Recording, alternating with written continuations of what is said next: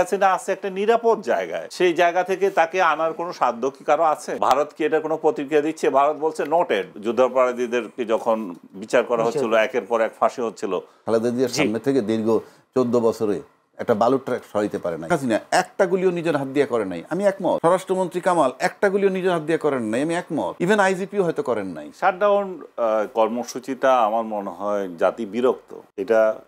এটার আর ছাড়া পাওয়া বাংলাদেশে খুব কঠিন হবে। বিকল্প কোনো ব্যবস্থা থাকতে হবে। আর দ্বিতীয়ত, আওয়ামী লীগ তো প্রকাশ্য রাজনীতি করছে না। সরকারেরও নিশ্চয়ই এমন প্রস্তুতি ছিল যে এটা প্রতিরোধ করার, সেটারও একটা প্রভাব থাকতে পারে। তো এই কারণে আমার মনে হয় যেন যে কর্মসূচির কথা বললেন আপনি, সেটা অত ওইভাবে সারা দেশে হয়নি। কোথাও কোথাও তো হয়েছে বিক্ষিপ্তভাবে, সেটাকে কিন্তু আবার মানদণ্ড হিসাবে ধরে যাওয়ার মতো আমি দেখছি না। এই কারণেই। আর আপনি যে বলছেন, এটা আপনার পরের কোয়েশ্চেনটা কি ছিল? একই প্রশ্ন যে আমরা দেখেছি 13 নভেম্বর যখন ঘোষণার কথা আসে, রায়ের তারিখ ঘোষণা, তার আগে থেকে আমরা দেখেছি শাটডাউন হয়েছে। একেবারে হয়নি এমন না, রাস্তায় ঘাটে গাড়ি কম ছিল, যানবাহন কম ছিল, বিক্ষিপ্ত বিচ্ছিন্নভাবে ককটেল বিস্ফোরণ, বাসে আগুন দেওয়ার ঘটনা ঘটেছে। কিন্তু 17 নভেম্বর রায়ের পর আমরা দেখলাম না আওয়ামী লীগের নেতা কর্মীদের কোনো কর্মসূচি বা কোনো উপস্থিতি দেখলাম না। 17 তারিখ যেটা, ওই 13 তারিখ যেটা ছিল, সেটা হচ্ছে তারা সারা দেশ থেকে আহ্বান করেছে ঢাকায় আসার জন্য। এখন তো তারা আহ্বান করেনি যে ঢাকায় আসো এবং আন্দোলন করো। আমার যতদূর ধারণা, তারা ঢাকায় যারা এসেছিল তারা চলে গেছে, আর অনেকের তো গ্রেফতারও করেছে। ওই দিনের কর্মসূচিতে অনেকে গ্রেফতার করেছে। তো এমন অবস্থায় তাদের নেতা কর্মীরা তো বেশিরভাগই পলাতক অবস্থায় আছে। এই অবস্থায় তারা আর কি করবে? আমার মনে হয় সেই কারণেই এটাতে তেমন প্রভাব পড়ছে না। 17 তারিখ যেভাবে ছিল, 13 তারিখ যেভাবে ছিল, সেটা এখন নাই। আর কালকে তো কিছুটা সরকার নিজেই করেছে মনে হয়, এবং 13 তারিখও সরকারই করেছে। সরকারের দলেরই অধিকাংশ লোকজন, মানে সরকার সমর্থকরাই অধিকাংশ রাস্তায় ছিল, রাজপথে ছিল। তো সরকার হয়তো বুঝেছে যে সরকার আসলে আমরা কেন সফল করে দেব। তারপরেও 32 নম্বর আক্রমণ করতে গিয়ে যে কাহিনী ঘটেছে, যে রাত, মানে সেই রাত পর্যন্ত যে সংঘর্ষ হয়েছে, সেই প্রসঙ্গটা নিয়ে আসবো আনিস আলমগীর। আমি তবে আরেকটা প্রশ্ন আপনার সাথে করতে চাই, সেটা হলো নেতাকর্মীদের মনে কি এই অবজারভেশন এসেছে কিনা যে যারা বিদেশে পালিয়ে গেছে তারা খুব আরামে আছে, আয়েসে আছে, কিন্তু আমরা আন্দোলন করতে গিয়ে কেন আমরা জেলের ঘানিটা আরামে, আর আমরা এখানে আন্দোলন করবো, আমরা জেলে যাব, আমরা কেন এই দায়িত্ব নিতে যাব? সে এটা যদি হয়ে থাকে, সব রাজনৈতিক দলের নেতাকর্মীদের যদি এরকম একটা শুভবুদ্ধি থাকে তাহলে তো ভালো। কিন্তু আমাদের রাজনৈতিক কর্মীগুলো তো তা না, এগুলো অন্ধ জঙ্গি আচরণ করে, কোনো বিবেক বোধ বুদ্ধি ছাড়া ওরা একজনের পক্ষে নামে, সেখানে ন্যায় অন্যায় কি তারা দেখে না। এটা তো আমাদের দীর্ঘদিন থেকে দেখে এসেছি। তো আওয়ামী লীগের নেতাকর্মীদের যে ওরকম বোধ থেকে তারা নামে নেয়, সেটা আমি বিশ্বাস করি না। তারা এখনও তৃণমূল পর্যায়ে শেখ হাসিনার জন্য তারা নিবেদিত প্রাণ। আমি এমন লোক খুবই কম দেখছি যে এত বদনামের পরেও শেখ হাসিনার বিরুদ্ধে এত প্রপাগান্ডা কিংবা এত সত্যতা সব মিলিয়েও তাদের কাছে এটা কিছুই না। তারা বলছে শেখ হাসিনা যেরকম বলছে we don't care, I don't care, তারাও উই ডোন্ট কেয়ার, এবং তারা ওই পদ্ধতিতেই আছে। তারা তাদের নেত্রী কোনো ভুল করতে পারে না, তারা এই আইডিওলজিতেই আছে। তাকে পাত্তাই দিচ্ছেন এরা এটাকে। কালকে থেকেও তো দেখছি আমি কোনো পাত্তা নেই। আমার মনে হচ্ছে বাংলাদেশের ইতিহাসে প্রথম একটা রায় হলো যেখানে যারা এই রায়, যে যারা বিবাদী, হ্যাঁ, তারাও হেভি খুশি রায়ে, আর বাদী পক্ষ যারা, তারাও খুশি। তারা তো অবভিয়াসলি তাদের খুশি হওয়ার বিষয় আছে। বিবাদী পক্ষ নারাজ না, বিবাদী পক্ষ বলছে যে উই ডোন্ট কেয়ার। এবং তারপরে আর কে আছে, আর বাকি যারা আছে, রাষ্ট্রপক্ষের বিবাদী ছিল একজন। হ্যাঁ, তো এই দুই পক্ষই দেখি যে এটা তাদের কারো কিছু আসে যায় না। নারাজ বলেছেন যে যদি এই রায়ে তিনি নারাজ, কিন্তু আমি যেটা বলতে চাচ্ছিলাম যে বাদী পক্ষ তো অবশ্যই খুশি হবে, তারা জিতেছে, তাদের পক্ষে রায় এসেছে। এবং বিবাদী পক্ষ যিনি আছেন, যার কথা বলতেছিলেন আপনি, আমির হোসেন, উনিও মানে হেসে হেসে বক্তব্য দিচ্ছিলেন, হেসে হেসে বক্তব্য দিচ্ছিলেন। তার মানে হচ্ছে যে উনারও কোনো দুঃখ নেই। আমি বলছি যে ইয়েদের কথা, আওয়ামী সমর্থকদের কথা, তারাও যে তাদের নেত্রীর যে মৃত্যুদণ্ড হলো তাতে তাদের কোনো বোধোদয় না, তাতে কিছু আসেই যায় না। তারা জানে এটা একটা পার্সিক্যাল, তাদের দৃষ্টিতে এটা একটা পার্সিক্যাল রায়, এটা শেখ হাসিনা যখন ফেরত আসবে, যখন ক্ষমতা বদল হবে, তখন এগুলো চলে যাবে। যে বিষয়টা নিয়ে আপনার কাছে আসবে, একটু যেতে চাই আমি আবু হেনা রাজ্জাকি। আবু হেনা রাজ্জাকি, আমরা, আপনার নিশ্চয়ই মনে আছে 2013 সালে জামায়াত নেতা দেলোয়ার হোসেন সাঈদের ফাঁসির রায়ের সময় আমরা দেখেছি রাস্তা অবরোধ, গাছ কেটে একেবারে বিচ্ছিন্ন করে দেওয়া। বিশেষ করে যদি আমি চট্টগ্রাম কক্সবাজারের কথা বলি, সাতক্ষীরার কথা বলি, সেখানে এই ফাঁসির রায়ের পরে যে বিক্ষোভ, সে বিক্ষোভে প্রায় জামাত দাবি করে 200 মানুষ তারা মারা গেছে, যদিও অনেকে বলছেন শতাধিক মানুষ মারা গেছেন। মারা গেছে নাকি মারছে নাকি মারা গেছে আন্দোলনে, মিছিলে, পুলিশের গুলিতে, যেভাবে হোক মারা গেছেন তারা বলছেন। কিন্তু এই দেশের একটা বৃহৎ দলের একজন প্রধান, তার ফাঁসির রায়ে কোনো প্রতিক্রিয়া দেখছেন না, এটা কিভাবে হয়? মানে একটা রাজনীতিতে এটার কোনো প্রভাব পড়ছে নাকি আসলে প্রভাব পড়ে নাই? আসলে রাজনীতির প্রভাবটা আমরা একটু পরে আসি। রাজনীতির ভিতরে তো অবশ্যই এটার প্রভাব পড়বে। আর যে জননেত্রী বলেন ওনাকে, শেখ হাসিনা, মাননীয় প্রধানমন্ত্রী, সাবেক প্রধানমন্ত্রী, এগুলো আমরা বললে আবার অনেকে কমেন্ট করে সাবেক প্রধানমন্ত্রী বলেন কেন।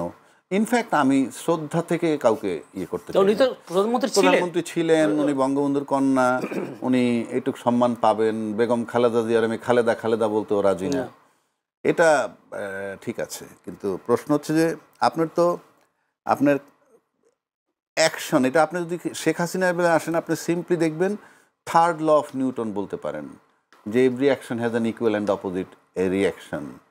এবং আপনি ওই যে জামাতের যে কথাটা বললেন, ওই সময় দেলোয়ার হোসেন সাঈদীর যে রাস্তায় যে শত শত লোক নেমেছে বা হাজার হাজার লোক, পরবর্তীতে রায় পরিবর্তিত হয়েছে। পাশাপাশি যদি আপনি আরেকটা জিনিস চিন্তা করেন, ওই সময়ের যারা মৃত্যুদণ্ড প্রাপ্ত, তো মৃত্যুদণ্ড হয়েই গেল, কিন্তু তার ভিতরে যিনি ছিলেন সে কিন্তু সময়ের ব্যবধানে আবার অ্যাপিলেট ডিভিশন থেকে এসে খালাস পেয়ে গেলেন। তাতে একটা প্রশ্ন ন্যাচারালি এসে যায় যে তাহলে ওই বিচারগুলো কেমন ছিল। আজকে যেমন এই বিচারটা নিয়ে ক্যাঙ্গারু বিচার করা হচ্ছে, বলা হচ্ছে, কিন্তু ওই যে বিচারটা হয়েছিল ওই সময়, তার একজন আসামি কিন্তু খালাস পেয়েছেন। এবং এই খালাস পেয়েছেন যে বিচারকরা আলটিমেটলি যারা ছিলেন ওই সময়ের বিচারকরাই হয়তো আস্তে আস্তে উপর দিকে এসে অ্যাপিলেট ডিভিশনে বসছেন। এটার মানে হচ্ছে যে মানে স্বচ্ছতা নিয়ে যদি আপনি প্রশ্ন করেন, তাহলে ওই বিচারটা নিয়ে আপনার একটা স্বচ্ছতা প্রশ্ন আনতে পারেন। কিন্তু যদি আজকের এই বিচারটা আনেন, আজকের বিচারটা কতগুলো বিষয় আছে খুব ভাইটাল। যেমন যে সমস্ত মামলা, যেমন শেখ হাসিনা একটা গুলিও নিজের হাত দিয়ে করেন নাই, আমি একমত। স্বরাষ্ট্রমন্ত্রী কামাল একটা গুলিও নিজের হাত দিয়ে করেন নাই, আমি একমত। ইভেন আইজিপিও হয়তো করেন নাই, বাট আইজিপির হুকুমটা পুলিশের কাছে গেছে। আইজিপিকে হুকুমটা দিল কে? সেই হুকুমের আসামির বিচারটা হয়েছে। তো সেক্ষেত্রে তো প্রধানমন্ত্রী বলেন আর স্বরাষ্ট্রমন্ত্রী বলেন, তারা তো থানার ওসিকে হুকুম দেবে না, ন্যাচারালি এটা আইজিপির কাছে আসবে। সেই হিসেবে বিচারটা করার ক্ষেত্রে রাজসাক্ষীটা খুব ইম্পর্টেন্ট ছিল। সেদিক থেকে একটা বিষয়। আরেকটা হলো ইউএনের যে রিপোর্ট, সেই ইউএন রিপোর্টটাকে সে আবার করোবরেট করছে, মানে সমর্থন করা। মানে এগুলো বিচারের দিক থেকে মোটামুটি আমি বলবো, আমি তো আর ভিতরে লয়ার ছিলাম না, তো মোটামুটি স্বচ্ছ বলে। এখন ন্যাচারালি উল্টা দিকের যিনি লয়ার আছেন, উনি যে বলছেন সঠিক বিচার হয় নাই, আপিল করলে খালাস হবে, আমি একমত, উনি বলতেই পারেন। আর এটা আপিল করার জন্য স্কোপ হইলেও ওনাকে এসে আপিল করতে হবে উইদিন 30 days। এখন আসলে আপনার প্রতিক্রিয়াটা যদি আপনি লক্ষ্য করেন, 13 তারিখ কিন্তু একটা ডেট দিয়েছিল কি রায় কবে দিবে সেইটা নির্ধারণ করার জন্য। তার মানে কি, আমার কাছে মনে হচ্ছে যে আদালত বলেন, সরকার বলেন, স্বরাষ্ট্রমন্ত্রী বলেন, নিরাপত্তার তারা বোধহয় একটা টেস্ট কেস করছেন যে 13 তারিখ আমরা দেখি প্রতিক্রিয়াটা কি হয়। এবং এই 13 তারিখ দেখার পর কিন্তু ওই দিন যদি খুব ভালো ব্যাপক প্রতিক্রিয়া হইতো, কারণ আমাদের দেশের রাজনৈতিক প্রতিক্রিয়ার শর্তই হইল ভাঙচুর জ্বালাও পোড়াও, আর কোনো কথা নাই। ভাঙচুর জ্বালাও পোড়াও ম্যান্ডেটরি। আমি সভ্য জগতের কথা আমি দেখি নাই, পৃথিবীর বহু দেশ, ইয়েবাইও দেখছেন, আনিস আলমগীরও দেখছে যে একটা প্লাকার্ড লাগায় এক জায়গায় রাইখে আসে, ব্যাস ওখান থেকে তুলে নিয়ে তারা প্রতিক্রিয়া দেখে তার উপরে। কিন্তু আমাদের দেশে এইটা 13 তারিখ যখন ব্যাপকতা লাভ করেনি, 17 তারিখ ডেট দিয়ে দিছে। ওই দিন যদি ব্যাপকতা লাভ করতো তাহলে হয়তো ডেটটা আরেকটু পিছাইতেও পারতো। সুতরাং প্রতিক্রিয়ার দিক থেকে আপনি এটা খুব ভালো প্রতিক্রিয়া হয় নাই, যেটা ভাঙচুর যেটা বলার। এবং এক্ষেত্রে মানে শেখ হাসিনা বঙ্গবন্ধুর কন্যা, 16টা বছর শাসন করছেন।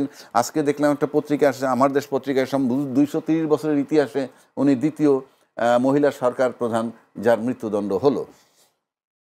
এখন আপনি আসেন কি মানে প্রতিক্রিয়াটা, এখানে মনে করেন সবার আগে ডিমোরালাইজড হয়ে গেছে স্বয়ং শেখ হাসিনা। কারণ কোথাও তার আমি একটা প্রশ্ন করছি, আমরা যখন শেখ হাসিনা ক্ষমতায় ছিলেন, তার আশেপাশে মন্ত্রী বা এমপি যারাই ছিলেন, কিংবা যারা স্বতন্ত্র প্রার্থীতে হয়েছে, নির্বাচিত হয়ে এসছেন আওয়ামী লীগের, তাদের তো আমরা অনেক বক্তব্য শুনতাম, শেখ হাসিনার গায়ে আঁচড় পড়লে আমরা একেবারে জীবন দিয়ে দিব, এই করব ওই করব, অনেক কিছু করবো। কিন্তু দলীয় প্রধানের একজন রায়, সেই রায়ের প্রতিক্রিয়ায় তেমন কোনো না আসা, প্রতিক্রিয়া না আসাটাকে আপনি কিভাবে দেখছেন? আমার প্রশ্নটা ওই জায়গায়। প্রশ্নটা হলো এই জন্য যে একটা কথিত কথা আছে না, যে বালুর ট্রাক সরাইতে পারে নাই বেগম খালেদা জিয়ার সামনে থেকে দীর্ঘ 14 বছরে একটা বালুর ট্রাক সরাইতে পারে নাই। একইভাবে যদি আপনি দেখেন যে শেখ হাসিনা যে পরিমাণ, আনিস আলমগীর অনেক জায়গায় বলছে 2 কোটি কর্মী আছে, অনেকে বলছে অনেক কর্মী আছে, এবং ইউনূস সরকার এমন একটা সরকার, আমি একেবারে মোটামুটি আমার দেখা এক্সপেরিয়েন্স, প্রশাসন তাকে কোঅপারেট করে না, একান্ত যেটুক না পারতে সেটুক করে। রাজনীতিবিদরা তেমন কোনো মানে কোঅপারেশন তাকে করে নাই। তা সত্ত্বেও, এবং আপনি নিশ্চিত থাকেন বিনা বিচারে হত্যা নাই, আয়নাঘর নাই, ক্রস ফায়ার নাই, এটা নিশ্চিত হওয়ার পরেও কর্মীরা যখন বের হইতে পারে নাই, এটার মানে হচ্ছে নাম্বার 1, তাদের মোরাল কারেজ নষ্ট হয়ে গেছে। মোরাল কারেজ এমন একটা জিনিস, ওই আমাদের সাথে অনেক লোকেরই তো কথা হয়, আওয়ামী লীগের বলেন বা বিএনপির বলেন, কথা হয় মোরাল কারেজ নষ্ট হয়ে গেছে। এবং যে জিনিসটা ভাবছিল যে এই বোধহয় চলে গেল, ইউনূস সরে গেল, এই বোধহয় নির্বাচন চলে আসলো, এবং নির্বাচন হলে কারা সরকারে আসবে সেটা তারা জানতো, সেই সরকার আসলে যে তাদের জন্য সহায়ক হইতো, ইতিমধ্যে তা প্রমাণিত হয়ে গেছে। কিন্তু দিনে দিনে যাইতে যেতে হঠাৎ দণ্ডটা যখন হয়েই গেল, একেবারে দাপাস করে তারা ডিমোরালাইজড হয়ে গেছে। এখন মানসিক বল তাদের প্রতিদিন কমতে থাকবে, আমি আপনাকে বলছি। বাড়ার কোনো স্কোপ নাই, কারণ আপনি এই সুযোগে হয়ে গেছে। এবং সে ডিমোরালাইজ হওয়ার কারণে এখানে বর্তমানে গত 17 মাসে আমরা যাদের বডি ল্যাঙ্গুয়েজে যে সমস্ত রাজনৈতিক দলের দেখছি যে তার পক্ষপাতিত্ব করতে চায়, রাষ্ট্রপতি অপসারণ হয় না, এইসব বিষয়গুলো যদি সব আপনি এনে মিলান, আবার আমি এটা আলোচনা করছি, কেউ কেউ বলছে ইনক্লুসিভ নির্বাচন, ইয়েস ইনক্লুসিভ নির্বাচন মানে আওয়ামী লীগ সহ, এই বলাটা অপরাধ না।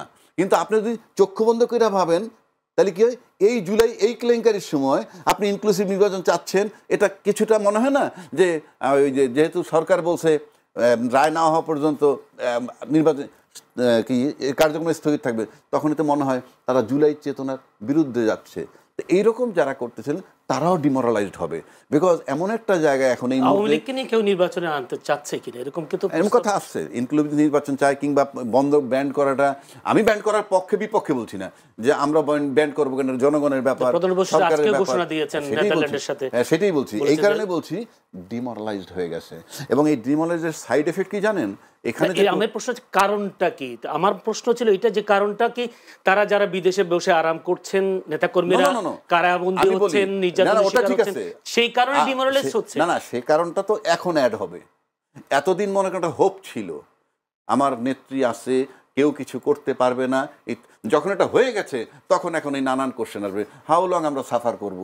কারণ এখানে যারা আটকা পড়ছে তাদের কাছ থেকে টাকা XYZরা নিয়ে তাদেরকে কিছু সেভ করছে, থাক আমরা দেখব, ওখান থেকে তারা টাকা হারাইছে, এখন তারা ডিমোরালাইজ হয়ে গেছে, আমাদের আর হোপ নাই। শুধু তাই না, এই মৃত্যুদণ্ড হওয়ায় তার আশেপাশে অন্য দেশে তার সারাউন্ডিং যারা আছে তারাও এখন ডিমোরালাইজড হয়ে যাবে, এবং তারা চিন্তা করবে এই যে এখান থেকে সরে যাব কিনা, কারণ নিরাপত্তার অভাব বোধ করবে সবাই।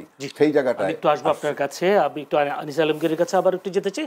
আনিস আলমগীর, অ্যাডভোকেট আবহিনা রাজাকে একটু করে বলার চেষ্টা করেছেন যে বিএনপির বিরোধী যারা, তাদের পক্ষ থেকে বারবার একটি কথাই বলা হতো যে তোমরা এমন নেতাকর্মী যারা খালেদা জিয়ার বাসার সামনে থেকে ট্রাক সরাতে পারোনি, কিংবা তোমরা মিছিল করে তোমরা কারাগারে দিয়ে এসছো বেগম খালেদা জিয়াকে। এই বয়ানটা এবার শেখ হাসিনার বিরুদ্ধেও ওঠার সুযোগ আছে, হলো কিনা, যে আওয়ামী লীগের প্রতিক্রিয়া না হওয়ার কারণে? না, আমি সেটা মনে করছি না। কারণ রাজ্জাকি সাহেব যে বারবার বলছে ডিমোরালাইজড হয়ে গেল, তাহলে আমাদের ঘটনাগুলো বিশ্লেষণ করতে হবে, কেন এটাকে ডিমোরালাইজড ওনার মনে হচ্ছে। এটা ডিমোরালাইজের কোনো ঘটনা না। আপনি যদি খেয়াল করে থাকেন যে খালেদা জিয়ার মামলার কথা আপনি উদাহরণ দিচ্ছেন, সেই সময় প্রতিক্রিয়া কি ছিল? তেমন কিছু তো হয়নি। খালেদা জিয়া জেলে নিয়ে গেছে না, সাজা দিয়ে দিছে না, কিন্তু প্রতিক্রিয়া কেন হয় নাই? কারণ এই রাজনৈতিক দলের কর্মীরা জানে এগুলা অর্থহীন, খালেদা জিয়ার কিছুই হবে না এগুলা দিয়ে। তাদের মধ্যে সেই মনোবল আছে, ভুয়া মামলা দিতে দিতে তো শেষ করে দিয়েছে। সেই পর্যায়ে তারা রাজপথে নামাতে হয়, জেলে যাওয়া নয় গুম হওয়া এরকম পরিস্থিতি ছিল। এই পরিস্থিতিতেও তারা যেটুকু করার সেটুকু করেছে, কিন্তু তারা কি সবাই রাস্তায় নেমে জীবন দিয়ে দেবে এটাই আশা করে কেউ? না, করে না। কিন্তু তারা সেটার প্রয়োজন মনে করে না। কিন্তু আপনি উদাহরণ যেটা দিচ্ছেন সেটা হচ্ছে সাইদির ঘটনা, যে এরশাদ আমলও কিন্তু একই ঘটনা ঘটেছিল, এরশাদের ক্ষেত্রেও সেটাও একই রকম প্রতিক্রিয়া, আহামরি কিছু হয়নি। শেখ হাসিনার ক্ষেত্রে যেটা হচ্ছে সেটাও আহামরি কোনো প্রতিক্রিয়া হবে না, কেন হচ্ছে না? এবং আপনারা এগুলো উদাহরণ দিচ্ছেন জামাতের আমলে যেটা হয়েছিল, জামাতের আমল বলতে জামাতের আমল মানে জামাতের ক্ষেত্রে যেটা ঘটেছিল, যে যুদ্ধাপরাধীদেরকে যখন বিচার করা হচ্ছিল, একের পর এক ফাঁসি হচ্ছিল, তখন এটা ক্লিয়ার বার্তা ছিল এরা আর টিকবে না, এদেরকে ফাঁসি হয়ে যাবে। তো সেই ফাঁসি ঠেকানো একটা ঘটনা ছিল, আরেকটা ছিল সরকার পতন ঘটানো, মরণ কামড় দিতে চেয়েছিল। হ্যাঁ, সরকারকে মরণ কামড় দিয়ে ফেলে দেওয়া। কারণ 14 শুধু একজনের ব্যাপারে, কিন্তু না একজন না, অন্যদের ব্যাপারে এরকম দেখেছে যে সরকার পতন ঘটানো এত সহজ না। তারা যে শুধু সাইদি সাহেবকে মুক্ত করতে চেয়েছে প্রতিক্রিয়া দেখে সেটা না, তাদের আলটিমেট উদ্দেশ্য ছিল সরকার পতন ঘটানো। এবং সেটা নিজামীর ক্ষেত্রে হয়েছিল, সালাউদ্দিন কাদের চৌধুরীর ক্ষেত্রে হয়েছিল, কাশেম সাহেবের ক্ষেত্রে হয়েছিল, কোনোটা কম আন্দোলন হয় নাই। কিন্তু মূল বিষয় দাঁড়িয়েছিল যে 13 যেটা হয়েছিল সেটা অন্যদের মাত্র ছিল না, কারণ এটা দুইটা একযোগে যোগ হয়েছে। একটা হচ্ছে সাইদি সাহেবকে প্রতিক্রিয়া দেখানো, আর একটা হচ্ছে যে এটাকে যদি সরকার যদি পতন ঘটাতে পারি তাহলে কিন্তু আর কোনো বিচার এগুলো হবে না, এবং আলটিমেটলি সেটা কিন্তু প্রমাণিত হয়েছে। এখন শেখ হাসিনার ক্ষেত্রে আপনি সেটা কিভাবে আশা করছেন? ওরা তো কেয়ারই করে না, ওরা তো বলছে উই ডোন্ট কেয়ার। এরা তো খুব ভালো করে জানে শেখ হাসিনার কিছুই হবে না এই ধরনের মামলায়, এই ধরনের রায়তে, কারণ শেখ হাসিনা আছে একটা নিরাপদ জায়গায়, সেই জায়গা থেকে তাকে আনার কোনো সাধ্য কি কারো আছে? এবং বাংলাদেশ যদি আরো 14টা চিঠিও দেয়, ভারত কি এটা কোনো প্রতিক্রিয়া দিচ্ছে? ভারত বলছে নোটেড, দেখেছি, হ্যাঁ আমরা এটা দেখেছি। ভারত কি বলছে আমরা দিব না,